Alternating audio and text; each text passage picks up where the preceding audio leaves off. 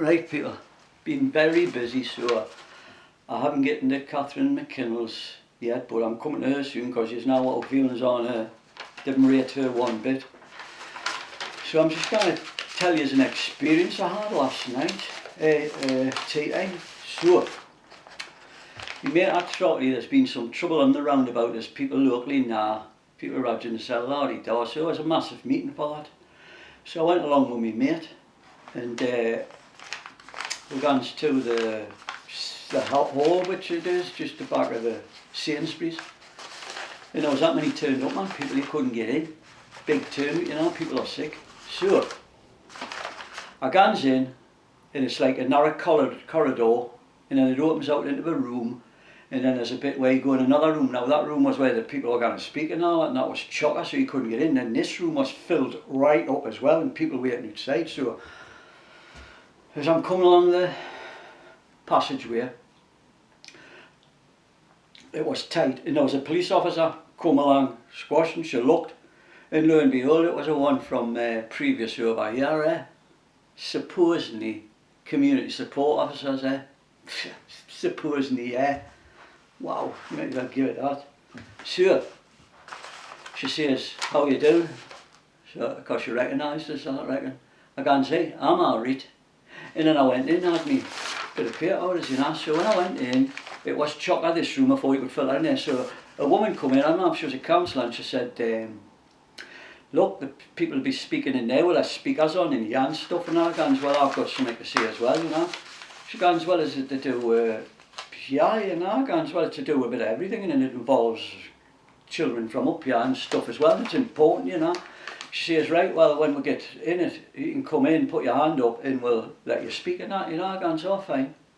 So, when I passed that police officer, she must have went into the room and she come back out. So as I turned over by my mate, just talking like that, and I looked, she'd come out and she was whispering in another 1 or 2 police officers' ears as she's looking at me. I goes to my mate, hey Brian, look, they're talking about me, man, watch this. So,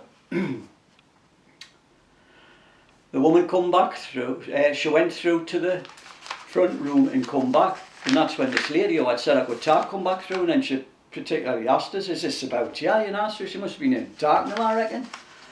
I says, no, it's important and all. She goes, no, you're not going to be able to take it. I goes, really, how's that awkward?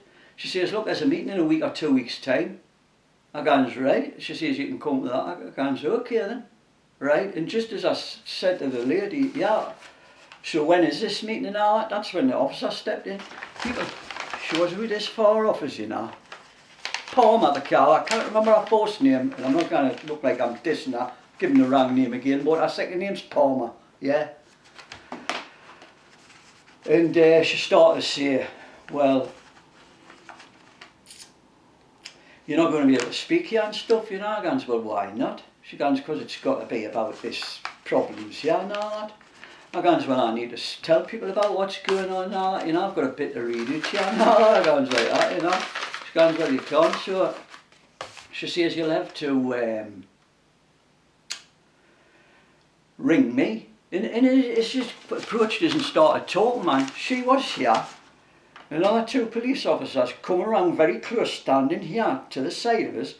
And the one come around at the back of us, you know, surrounding us.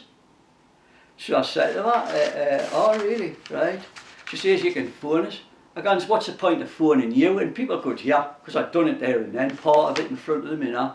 I goes, hey, what's the point of phoning you? I'll let you have I contacted you 3 times, I've got the recordings, and you didn't even bother your backside to follow it up, and it was to do with 15 to 20 hoodies outside my house, and we all knew why you wouldn't follow it up, eh?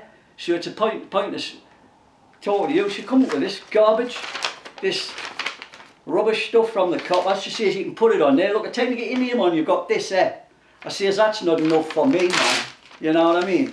It's not enough for me to get mine on, I'm going to have to see it. She says, well, you can either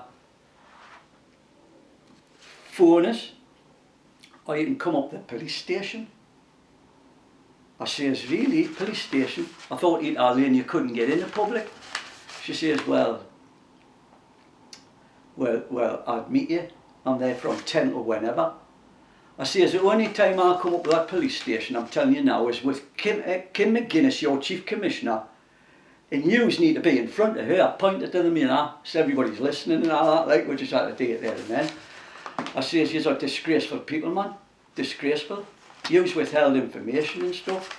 I says, oh, I'm going to add video, you know.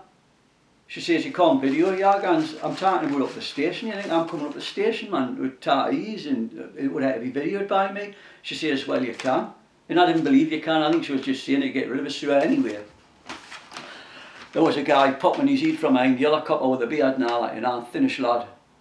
And I thought, I bet you that's one of the other ones, you know. So I says, yeah, you're not Dan McGarry, are you? He goes, I am Dan McGarry. I goes, well, you remember me, mate? Remember. Strange phone calls at stupid times, 8:10 on a Sunday night. Pardon. And denying a log had been taken. And then I talk to you again now, just talking like garbage now. And you not remember that, do you not? And the other cop, I goes, you're not Dan McGarry, by the way. He goes, no, I'm not Dan McGarry. I goes, all right, that's cool. And then they start to say, well, he hasn't been here a while and that, so we're chatting each other in front of us, you know. I goes, well, he tells lies on emails, changed his mind within an hour, and we all know why. Because yous there sit with the council. Yous police sit with the council. You're absolutely disgraceful. And I'm going to tell yous now, everybody ever listen, yous never provided service for me wife and me kids. Yous withheld your protection and your service. And we know why. Because it's about the home there. And then she says, well, what home? The kids now. Against one's bigger than me, man. I've went through this. He brought hoodies to me house. Yous are terrible people, disgraceful people, yous now, that man. I'm telling yous now. So I left. She says, well, you can come up the station. I goes, well, look, I'm going to have a think about it. And I might take you up on that offer. We'll see. Well, I'm not getting up there. Like, you'll not allow a camera in, man. They'll not allow me to video, and I'm not getting in there with the video, or some people with us, you know. So I don't think I'll bother, like. I don't think I'll bother. So I said to me mate, look, Bri, I'm gone. You know, I don't want to cause out here, because this is a meeting for you up here and all that, you know. So I just come out and all that, you know, disgraceful. Loads of coppers there. They're useless people.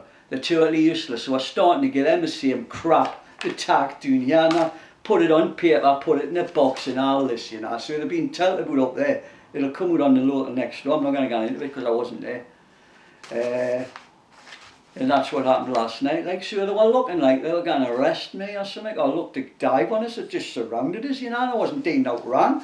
I was there as a public person in a public meeting, you know. I'm going to talk, but obviously the truth hurts and they don't want to hear the truth. My face was a picture, man, when I got into a bit and all that crap, man.